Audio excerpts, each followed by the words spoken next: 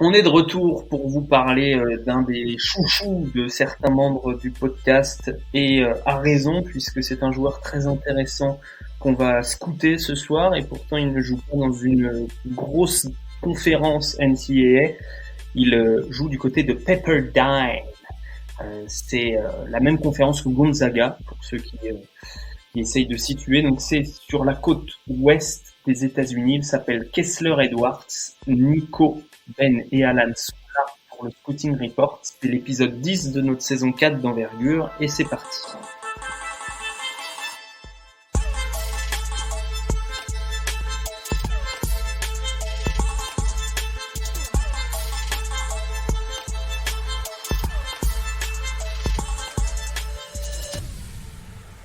Comment ça va l'équipe? Ça va Super. très bien, Ça toi? va très bien aussi. Très très bien également. Pourquoi, Tout le pourquoi monde les va bien. spécialistes du basket français connaissent la petite fac de Pepperdine, à votre avis? Yacouba Diawara. Exactement. C'était la fac de Yacouba Diawara. Ah, il est vif sur les appuis, Alan Guillou. Depuis que Tom Brady a remporté le Super Bowl. Exactement. Qu'est-ce qu'on va dire, qu'est-ce qu'on va faire sur Kessler Edwards? On va d'abord dresser son portrait parce que franchement, euh, en toute objectivité, c'est pas quelqu'un qui a déjà buzzé, que ce soit dans un big board ESPN ou même des choses un peu plus anonymes, confidentielles, hipster diraient certains. Je l'ai jamais vu dans un top 20. Je l'ai déjà vu entre 20 et 30 et encore c'était sur une minorité de classement. Donc, qui est ce Kessler Edwards et pourquoi on vous en parle? La question, je la pose à Ben. Kessler Edwards, c'est un ailier de Pepperdine de troisième année. C'est un junior. Il fait 2,3 m et 91 kg. C'est un excellent shooter qui est présentement à 47% à 47% et à 3 points qui est à 37,2%. C'est selon moi un des 5 meilleurs shooters dans la draft. Il est pas aussi développé et pas aussi réactif qu'un Corey Kispert, par exemple, mais il peut prendre feu. Et il a pris feu, je vous dirais, pendant les 2 premiers mois de la saison, culminant le 21 janvier dernier avec une performance absolument étincelante contre Pacific. Les Matadors, je crois qu'ils s'appelaient 37 points, 11 rebonds, 6 à 3 points, 60% en shooting.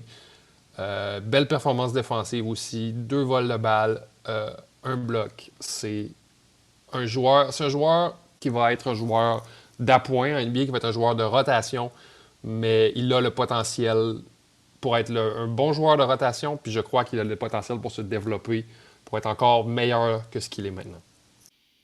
Donc, on nous vend un superbe shooter. Alan, parle-nous de son rôle du côté de Pepperdine, puisque malgré le fait que ça soit sans aucun doute le meilleur prospect de son équipe, comme c'est régulièrement le cas en NCAA, c'est pas forcément lui le go-to guy, c'est pas forcément lui le joueur le plus important, c'est pas lui qui a le plus grand taux d'usage du ballon dans son équipe.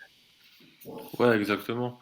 Quand on en avait parlé ensemble dans l'avant-saison, dans les joueurs à suivre, on avait dit que Kessler Edwards était le meilleur prospect de l'équipe, mais au début de la saison, avant la saison, Colby Ross était le meilleur joueur sans doute de Pepperdine, au terme NC et pas dans la projection professionnelle. Et donc ouais, c'est une équipe qui est drivée depuis 2 3 ans par un petit meneur qui a un fort taux d'usage, qui crée tout. C'est une attaque assez héliocentrique en vrai, Pepperdine, parce que bah, c'est Colby Ross, c'est un petit meneur, c'est un petit meneur NCA qui fait 1,80 m, qui tire beaucoup à 3 points, qui joue pas mal de pick and roll et qui crée toute l'attaque. Donc en fait, Kessler Edwards, il a le rôle de spot-up shooter, le rôle de joueur qui sort parfois des écrans, parfois qui pose des pics et qui est utilisé sur situation de pick and pop, mais il n'a pas la création collective à gérer. Il a plus la finition des actions et le scoring aux côtés du meneur qui lui bah, fait du pull-up, fait du pick and roll. C'est ça, et on le voit aussi de temps en temps prendre des positions à l'intérieur même, Kessler Edwards. Enfin, il joue 3-4, on va dire, si on devait schématiser son poste de jeu du côté de Pepperdine. Juste un dernier élément de contexte, Alan, défensivement, il est pas forcément sur le meilleur extérieur ou intérieur adverse, même si ça lui arrive. Ouais, ça lui arrive. C'est pas une... Je trouve que c'est pas une équipe qui défend très très bien, personnellement. Euh, Ça joue assez vite. Ça défend pas. C'est parfois agressif sur la ligne de passe, mais en contexte collectif, c'est pas extrêmement fort, je trouve, défensivement. Et ouais, il a pas la. En gros, si on veut la hiérarchie de l'équipe, qui a Colby Ross, c'est le petit meneur. Lui, il défend pas trop, il crée toute l'attaque. Kessler Edwards, il est un peu tout ouais dans l'idée qu'il joue en spot-up, il défend, puis comme il est long, il a une belle envergure, il défend un peu, mais pas énormément. Puis après, à côté, il y a il y a des soldats en fait. Des soldats qui sont là pour prendre des rebonds, poser des pics, défendre off-ball et mettre des paniers en fin de chaîne. Hmm. Alors, on va commencer par son point fort qu'a cité Ben. Euh, pour Nico, je vais te poser deux questions. Est-ce que pour toi, effectivement, c'est également son ticket vers la draft NBA, son tir? Et qu'est-ce que tu en penses? Est-ce que c'est un point fort suffisamment fort pour être vendeur? Alors, moi, je serais là pour être le bad cop aujourd'hui, puisqu'on on est avec deux amoureux de Kessler Edwards, et moi, j'avoue que je préfère Karsten Edwards, tu vois. Non, je plaisante, mais Ouch! j'aurais aimé, Alex, j'aurais aimé que tu démarres le podcast en demandant à notre ami Alan la définition d'héliocentrique, parce que je rappelle qu'il n'y a pas que des bac+5 qui nous écoutent. Donc, héliocentrique, Alan.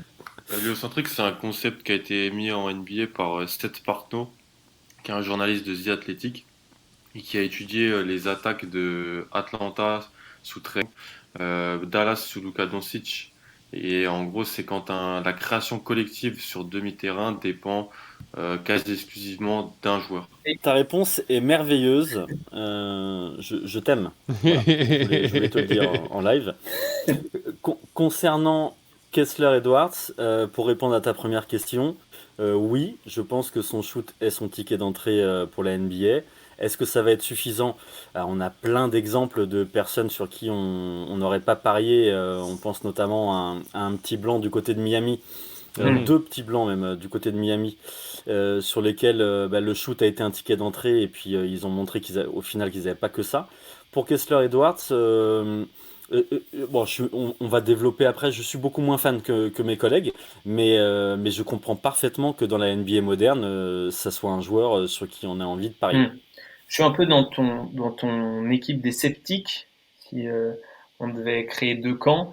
Euh, je suis pas totalement convaincu par ce shoot. Euh, j'ai l'impression qu'il force, qu'il y a un petit mouvement. Alors, t'es le premier à dire qu'on est trop tatillon parfois sur les gestuels, surtout quand ça rentre. Mais j'ai l'impression que sous pression, ça va être compliqué pour lui de. Tu prenais l'exemple de Duncan Robinson, de shooter comme Duncan Robinson shoot, c'est-à-dire rapidement et haut. Il a l'avantage, Kessler Edwards, de relâcher la balle déjà très haut.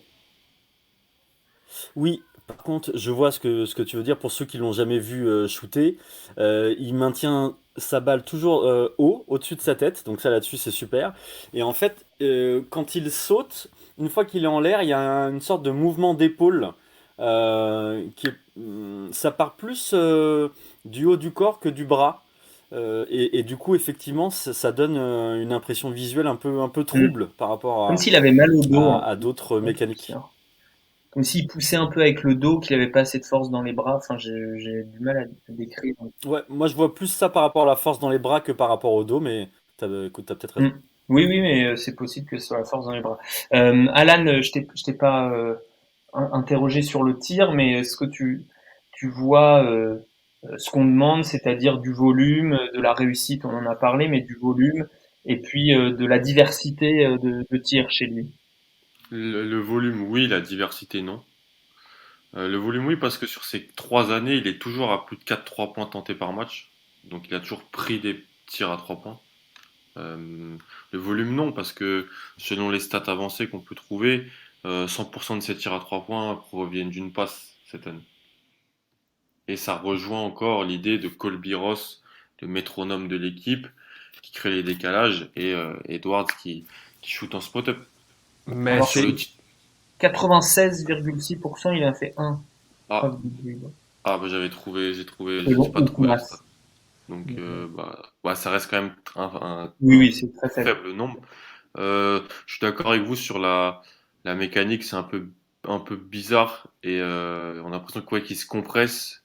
Et en fait, il est haut, il est haut, mais on a l'impression il est un peu pas hyper à l'aise. Il y a un mouvement des jambes aussi. Après, il a amélioré son pourcentage au lancer, il a 83% cette année Hmm. et ça reste quand même un joueur à 39% à 3 points sur plus de 330 tentatives en 3 saisons. Donc, il a le volume, il a la réussite, il a pas la diversité.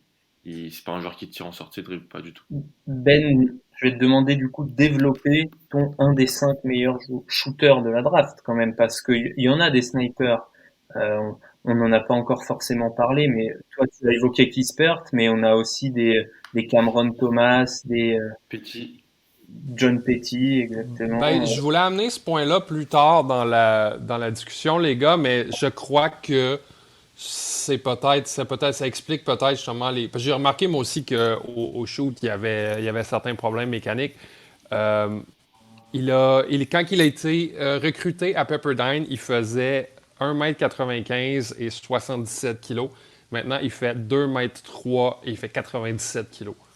Donc, il y a eu une poussée de croissance qui, je crois, fait en sorte qu'il est peut-être encore un peu inconfortable dans son corps présentement. Mais vous avez raison pour le manque de variété sur le tir. Puis je voulais amener ce point-là aussi.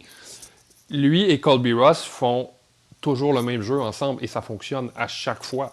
La plupart de ses tirs sont absolument non surveillés parce que Colby Ross a ramené 3 personnes à l'anneau avec lui, puis il a le beau jeu. Donc là, c'est là je crois qu'il va devoir montrer un peu d'amélioration. Mais écoute, moi, je le vois quelquefois lorsqu'il décide de foncer au panier, lorsqu'il décide de driver, des changements de direction au dribble, une certaine aisance, justement, d'aller nord-sud, est-ouest, qui me fait croire que justement, il a peut-être justement pas fini de grandir et de devenir confortable dans son corps. C'est quelqu'un qui a eu une poussée de croissance vraiment très, très tard.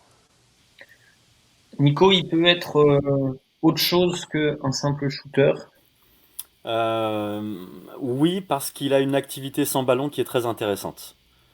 Et du coup, il peut amener des cuts baseline, il peut amener des choses qu'on va lui demander en NBA puisque ça sera forcément pas un porteur de balle.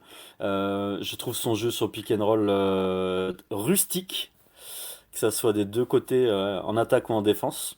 Donc du coup, il y aura le shoot, il y aura l'activité sans ballon.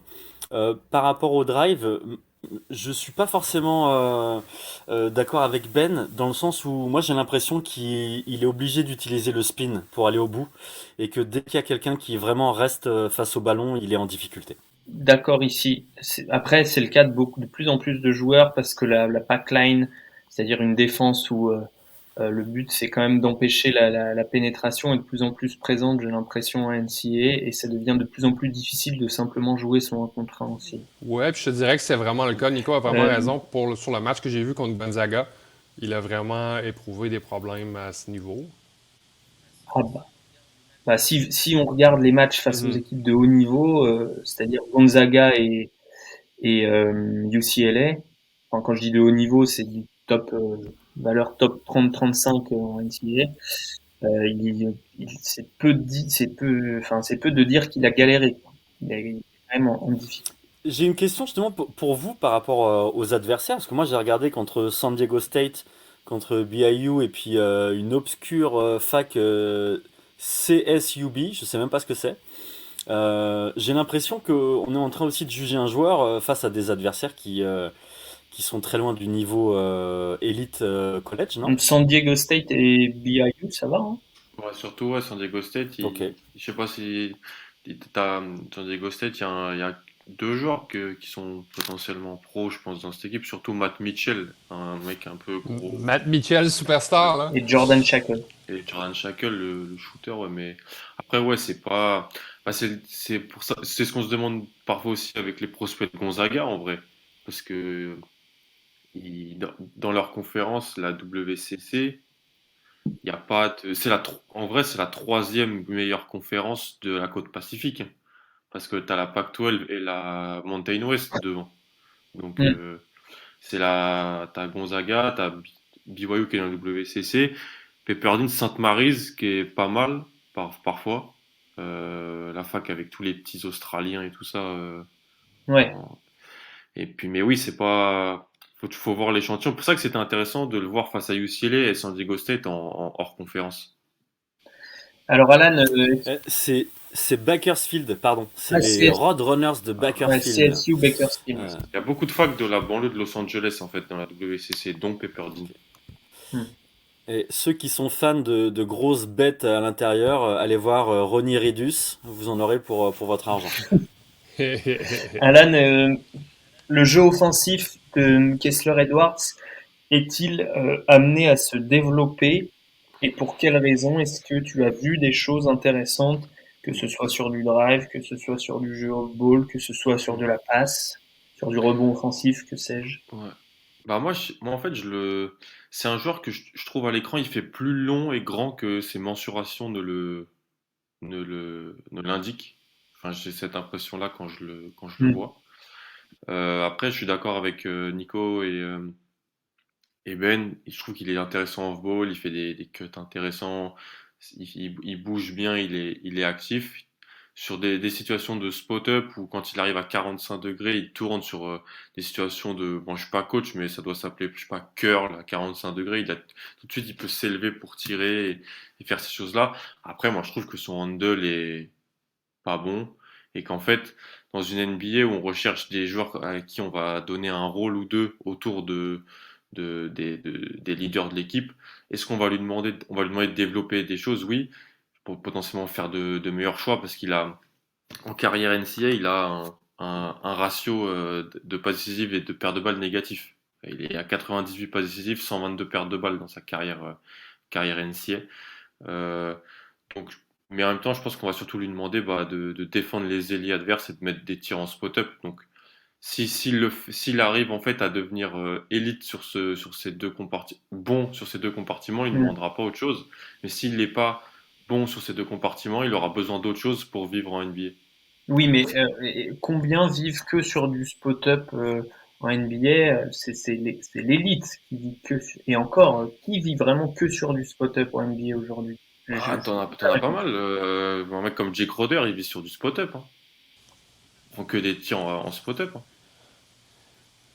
Un- Chappelle. Ouais, mais Jay Crowder, il défend. Faut bien que sûr, Kessler Edwards bien sûr. Mais, prenne pas mal plus de poids que ça, dans le fond, pour être capable non, de mais défendre sur des je parlais cartes, là. du jeu offensivement, je parlais du jeu offensif.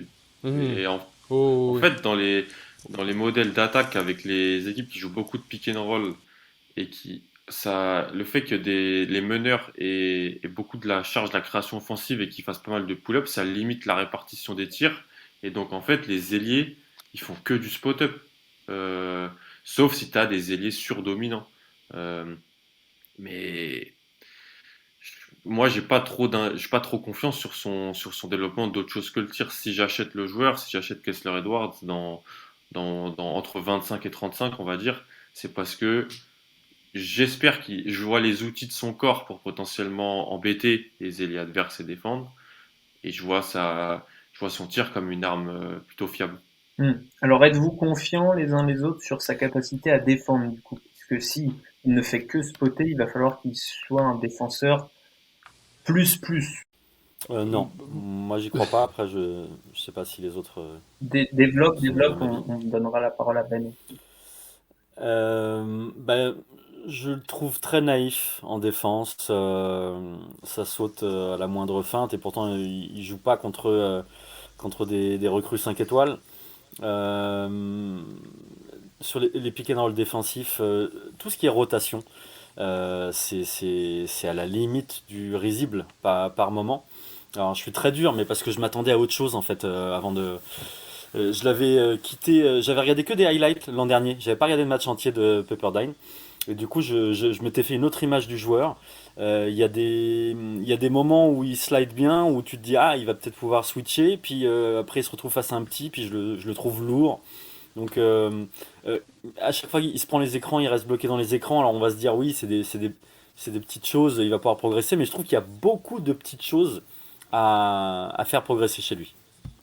Ben, Euh, je sais pas, peut-être. Il y a eu une carrière quand même assez étrange à Pepperdine. Là. Il s'est amélioré physiquement et sur le terrain de manière drastique d'année en année. Mais c'est ça, c'est vraiment une équipe qui n'a pas de forme défensivement. C'est pas une équipe qui joue rien de systématique. Donc, moi, je crois que ça va dépendre du contexte dans lequel il évolue. C'est sûr qu'on il se ramasse à Sacramento. Mes excuses à Nico sur Twitter. S'il se ramasse à un endroit comme Sacramento, c'est sûr qu'il ne deviendrait jamais un défenseur plus. Mais euh, je crois que dans le propre contexte, on vous parle d'un gars qui physiquement et psychologiquement a continué de s'améliorer d'année en année et que oui, il peut devenir un bon défenseur. alors parle-nous de sa psychologie. Tu parles de sa psychologie. Ben, ce qui est intéressant avec Kessler Edwards, c'est que justement, il n'a pas été drafté du tout, pas été drafté, pardon, pas été recruté du tout pour son profil physique.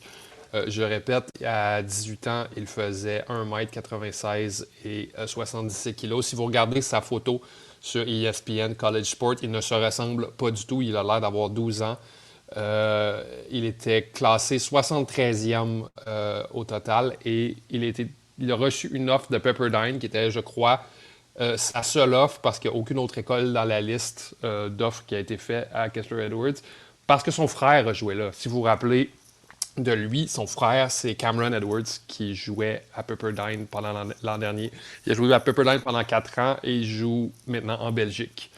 Et justement, c'est un jeune joueur qui a jamais été capable de surfer par-dessus la compétition, qui n'a jamais été capable de laisser ses talents athlétiques parler et qu'il a fallu qu'il mette le travail dans le gym d'année en année en année.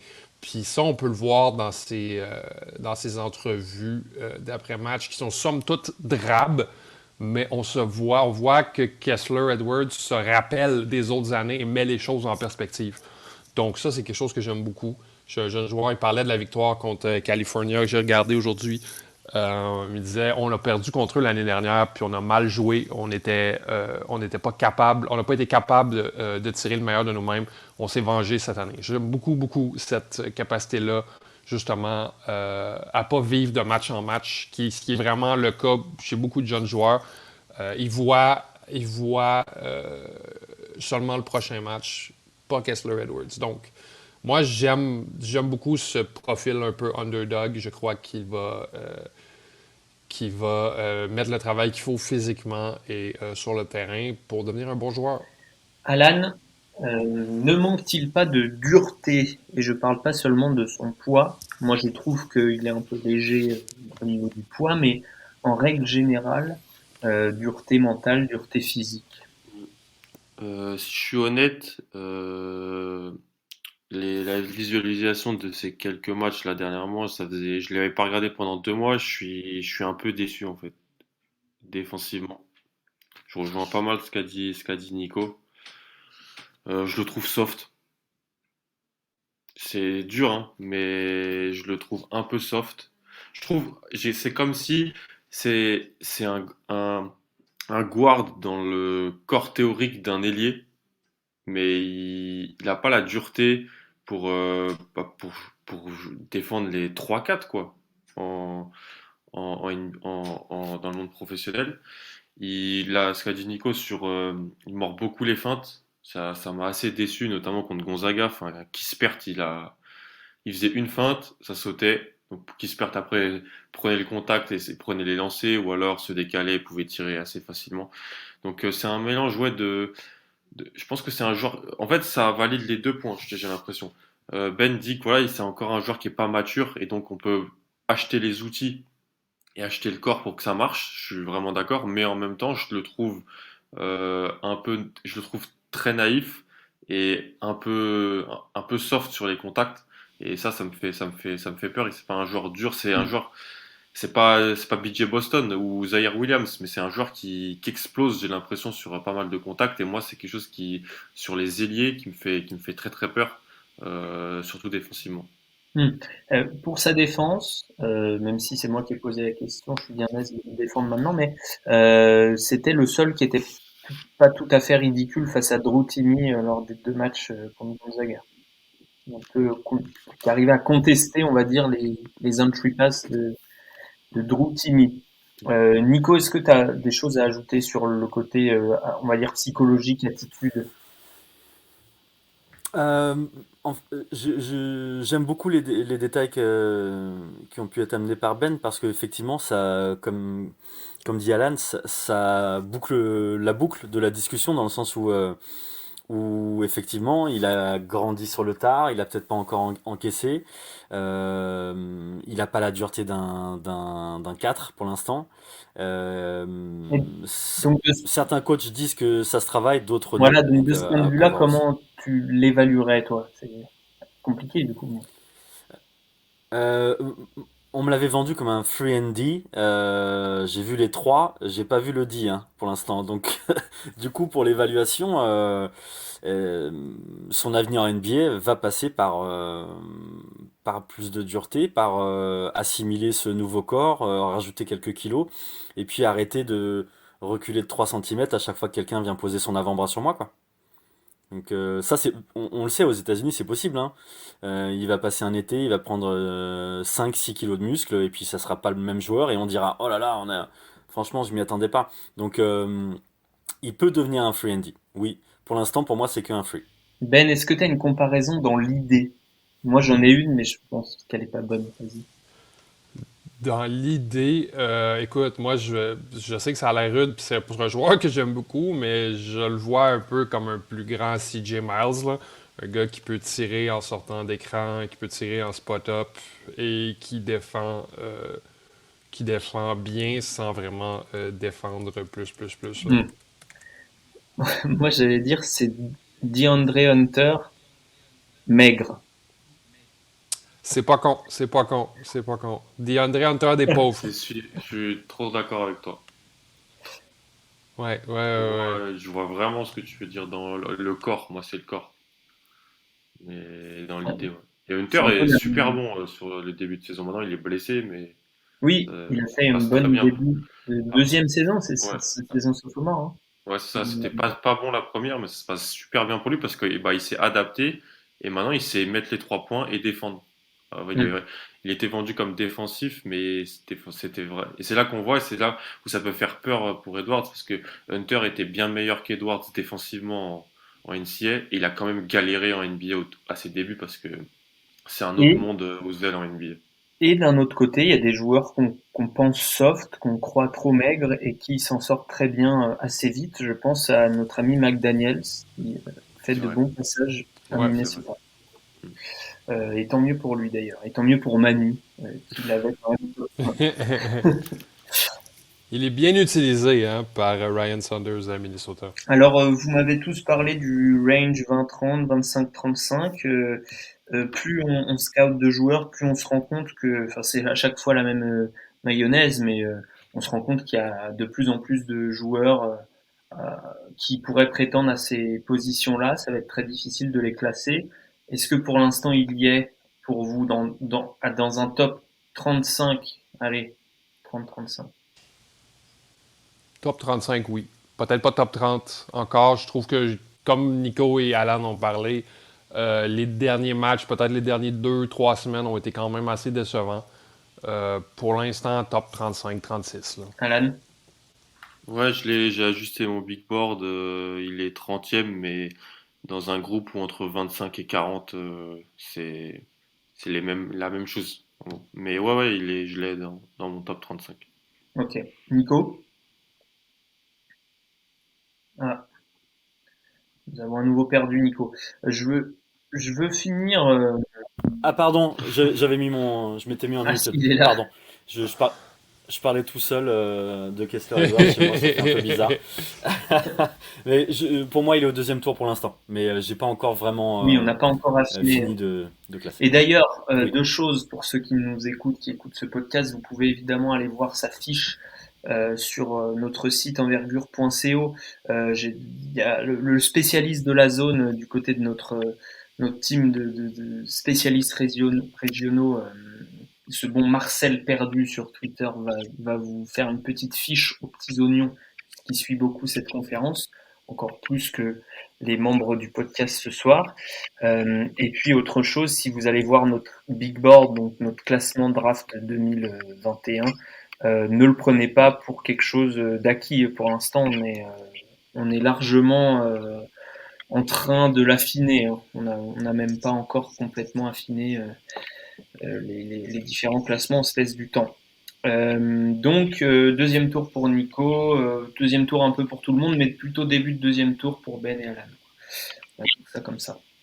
Je voulais finir sur rapidement, mais on a parlé de lui en début de podcast, l'autre joueur de Pepperdine, Colby Ross. Donc le meneur, où est-ce qu'il va aller Déjà, pour le présenter rapidement, 1,85, 81 kg, voilà, 37% à 3 points sur sa carrière, 85% en lancer français. C'est très bon, 8 de moyenne saison, ce qui est et donc comment tu vois la suite de sa vie à Colby Ross, déjà chez le coiffeur? Euh, Ben, clairement, là, il a l'air d'avoir une épure d'oignon sur la tête. Euh, Colby, Colby Ross, c'est un peu comme le joueur que vous créez en MyPlayer en NBA 2K lorsque vous voulez faire un joueur à vos propres dimensions et que vous lui mettez 20$ sur lui tout en shooting et en assist. Il joue de manière absolument... euh, Ah, la il joue de punchline. manière il joue de manière absolument irresponsable. Je veux dire, il y a un niveau d'usage qui doit approcher celui de, de Russell Westbrook. Et il me fait passer un peu à une version meneur de Jimmer Fredette, où est-ce qu'il prend absolument tout, où est-ce qu'il décide absolument tout ce qui se passe.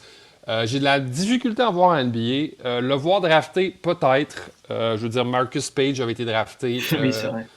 Le meneur nain de UNC il y a quelques années, et je dois jouer maintenant genre au Japon, quelque chose Non, du il genre. joue Et, il a joué en Serbie. et Au voilà, Partizan, je crois. Japon, Japon, Serbie. Euh, C'est pas pareil. Ouais, il est au C'est Partizan. Respecte pas, le c'est pas championnat pareil quand serbe.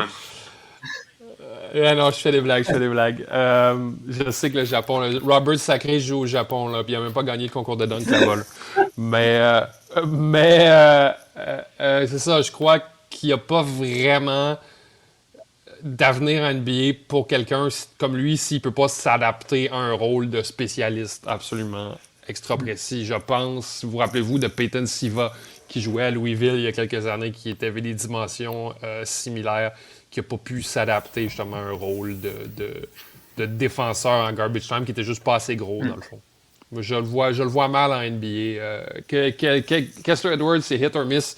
Colby Ross, je le vois mal évoluer en NBA, mais je pourrais me tromper. Je voyais mal Fred VanVleet aller en NBA il Ouais, y a c'est quelques ça. années. J'allais pas te donner l'exemple de Fred VanVleet qui est un peu sorti à toutes les sauces, Alan, mais j'allais dire est-ce qu'il peut être un Jalen Brunson, ce genre de choses. Hmm. Hmm. En fait, t'as des joueurs qui sont petits, mais qui sont quand même forts. Lui, je le trouve petit et un peu weak. Euh, Un peu Merci. faiblard. ouais, il me fait penser à un joueur qui joue en pro, Rob Gray, qui joue, Ah oui, c'était qui à joue Houston. qui était à Ah Houston. non, mais Rob Gray est beaucoup plus élégant que Colby Ross. Colby Ross, il est à livrer avec un Doliprane. Tu regardes pas de match sans avoir pris ton Doliprane. Non, mais bah, moi, je trouve, en fait, je trouve que cette année, il est plus en difficulté. Parce qu'en fait, je l'avais vu l'année dernière, euh, dans un match contre USC au tout début de saison, donc c'était il y a longtemps, et pour voir au Congo, et je crois qu'il en met 30 ou 35 tout seul contre USC à l'extérieur. Et là, il y avait vraiment ce délire de, ok, créateur sur pick and roll, peut pull-up de loin, peut scorer et assez. Ouais, je vois ce que Nico veut dire. Il est pas très élégant, proche du panier pour terminer. Il Hmm. est très dans la rupture, mais c'est quand même un joueur qui est à 114 matchs, 114 titularisations NCAA, qui fait en carrière 40% des passes décisives quand il est sur le terrain. C'est Donc énorme. son avenir en NBA, c'est backup meneur. C'est backup meneur, faudra qu'il fasse moins de pertes de balles parce qu'il en fait quand même pas mal, mais en même temps il prend des risques et il a tout le temps la balle. Mais voilà, faut qu'il tire. Il a 84% lancé franc en carrière en NCAA, 37% à 3 points, alors qu'il prend du pull-up, il prend très peu de spot-up. C'est des très bons chiffres en vrai. Je pense juste que physiquement, ça peut être un peu compliqué. Il y a toujours des contre-exemples, hein. Comme tu l'as dit, Van Vliet, Brunson, c'est des contre-exemples. Mais je pense qu'il sera potentiellement un bon joueur en Europe plus qu'un backup NBA. Mais je peux me tromper et c'est un joueur que j'aime bien et que j'aurai dans mon top avant la draft, hein. Peut-être pas 60, mais je l'aurai dedans. Le fameux top 100 Guillou. Hey les gars, Rob Gray, c'est pas le gars de Houston avec le petit Bien man sûr. bun, là? C'est ça, qui joue à Levallois. Ah, mais il est magnifique, j'adorais ce Ah joueur bon? là, c'est mon type Oui, d'irresponsable. mais Maintenant, alors maintenant. attention, Rob Gray en NCAA, ça faisait pas beaucoup d'assises de mémoire, hein. Ah non, non, c'est un irresponsable complet là, mais c'est un irresponsable sympathique. Moi j'adore ce joueur, hein. Ah oui, il est génial, il est génial. Et là, je suis content qu'il soit en France là, c'est un bon, c'est Austin Rivers sur la coke ce gars-là. Là. Non, mais il fait une bonne saison en France. Euh, Ah Ouais, ben oui, je l'adore là, il mérite tout ce qui se fait de beau dans Ouais, le puis il a été monde. All-Star en France. Ah, je suis content là, vous avez fait ma journée là. J'avais oublié que ce gars-là existait, puis là, je m'en rappelle, je suis heureux. non, pour mettre en contexte, parce que peut-être que 40% d'assists, ça parle pas à grand monde. Ja Morant, sur sa deuxième année, il est à peine à plus que ça. Euh, Alors, est-ce qu'on peut mettre un gros bémol là-dessus? Le projet technique de Pepperdine en attaque ou en défense a été confié à Gilbert Montagnier. à Lorenzo Ah, Romar. Lorenzo Pour ce- Romar, mais c'est pareil en vrai. et, Mais et, Lorenzo Romar, pour et du, expliquer à ceux qui écoutent, il a tué des Markel Fultz, etc., qui ressemblaient à rien à Washington et après Ouais. qui avaient une vraie carrière NBA, quoi. Donc, voilà. C'était lui à Washington parce avant. que du coup, il dribble tellement, il a tellement la balle que c'est un peu quand on me dit Russell Westbrook, c'est un playmaker parce qu'on regarde juste Ouais. l'analytique. Euh, je suis pas en train de comparer les deux, hein. Colby Ross, il lui arrive même pas à la cheville. Mais là, sur ce coup-là, ça donne l'impression que l'analytique rend le tableau un peu plus joli qu'il ne l'est vraiment. Mhm. Je vois ce que tu veux dire. Alors moi, ce qui me gêne beaucoup, c'est qu'il faut qu'il fasse des pompes, quoi. Vous voyez l'intersection entre le pectoral et le bras, là. Bah, il y a du petit gras, quoi. On dirait moi à la plage l'été. Ça va pas du tout. Non, mais ça va pas du tout. C'est pas. Il est chubby. Il est un peu chubby. Ah bah, il est bien chubby, ouais. Mais en même Après, temps, bon, Romar, il a toujours fait ça en vrai. Il aimait bien confier la création à un meneur un peu petit et mettre des shooters autour. À Washington, il y a eu Isaiah Thomas, il y a eu Mhm. Fultz, comme tu l'as dit. Fultz n'était Ça pas petit, jouait. par exemple. Non, mais c'était en gros mettre toute la création de l'attaque Mhm. dans ton meneur Ouais. hum, et jouer comme ça. Même il n'y avait pas Nate Robinson qui faisait des stats pas mal avec Washington Ouais. sous Romar. Et après, il s'est fait virer pour des scandales un peu bizarres. Il a été à Arizona, il a retrouvé un job à Pepperdine. Donc, il était assistant à Arizona pendant un an. ouais, c'est ça. Enfin bon, c'est pas notre coach préféré. Mais moi, je pense qu'on pourrait le voir un match de PCL où il jouerait à Minsk ou dans un club israélien et il mettrait des points. Bien sûr, bien sûr, bien sûr. Franchement, ça se voit et il se ferait une bonne carrière. Et il pourrait faire une bonne Summer League si on avait une Summer League aussi. C'est ça. Bon, en tout cas, au niveau des stats, quoi. C'est vrai qu'au niveau du style de jeu, c'est pas facile à regarder, Pepperdine. On n'a pas pris un immense plaisir. Et ça fait mal de le dire parce que c'est une équipe qu'on aimerait bien aimer. Tu vois, ils ont des couleurs sympas. C'est une petite fac dans une conférence pas très grande. C'est à Los Angeles. C'est à Malibu. Ouais. C'est sur la plage où est-ce qu'il y a toujours des gens en bédaine. C'est ça. Enfin bon, voilà pour Kessler Edwards et donc Colby Ross qui ont été rhabillés pour l'été à Malibu. Du coup. Mais bon, Kessler Edwards reste à surveiller, vous l'aurez compris, parce que il est grand et il shoot. Et donc ça vaut cher. On l'a vu à maintes et maintes reprises lors de ces dernières drafts, donc ne pas sous-estimer les grands qui tirent. Et pour le reste, envergure.co ou notre compte Twitter, notre compte Insta pour des vidéos sympathiques, notre compte YouTube aussi, pourquoi pas. Allez, ciao tout le monde, bye bye.